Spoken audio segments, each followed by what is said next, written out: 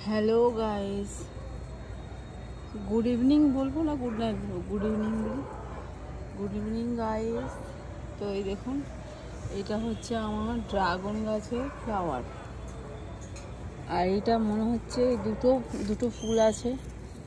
আমি ওই পাখিদের জন্য ঢেকে রেখেছি যাতে না মানে খেয়ে নিতে পারে। আর এই দুটো ফুলই কিন্তু কালকে কিন্তু ফুটে যাবে। আর ফুটলে এত সুন্দর লাগে না, আমরা দেখার মতো। আজকে তো দেখিয়ে দিলাম কুড়িটা, কালকে কিন্তু ফোটা ফুলতে দেখাবো।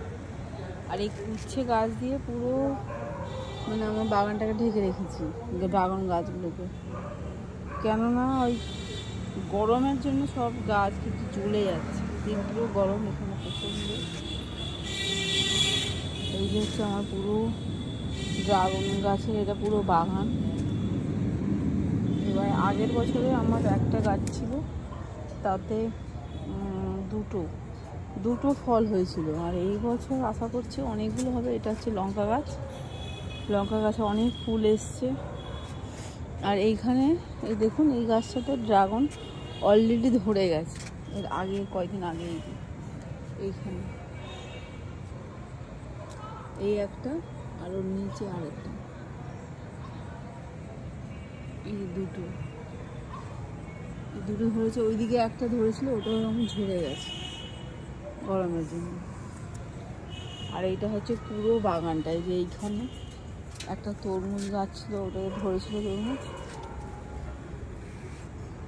অনেক গাছ না, গরমের জন্য আমার ড্রাগন গাছ নষ্ট হয়ে গেছে। যত যা তীব্র গরম, তার মধ্যে যতটুকু পারছি বাঁচিয়ে রেখেছি।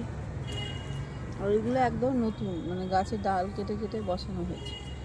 এই গাছটাও পুরনো গাছ, গত বছরের গাছ। দুটো গাছ আছে গত বছরের, বাকি সবই কিন্তু।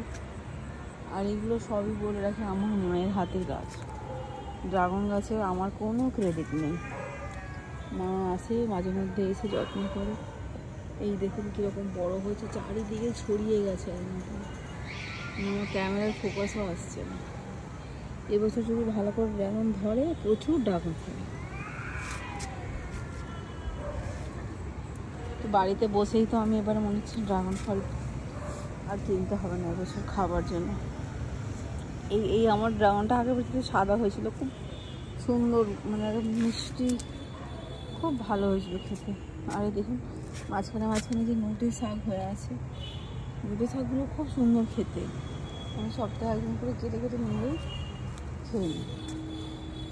আর এই যে লঙ্কা গাছ, লঙ্কা দেখুন কত ফুল এসছে, অনেক ফুল এসছে। সাদা কালো লঙ্কা না সাদা লঙ্কা বুঝতে পারছি না, ধরে তো একটা নাকি ভেতরে ভেতরে ধরেছে, অন্ধকারে বুঝতে পারছি না।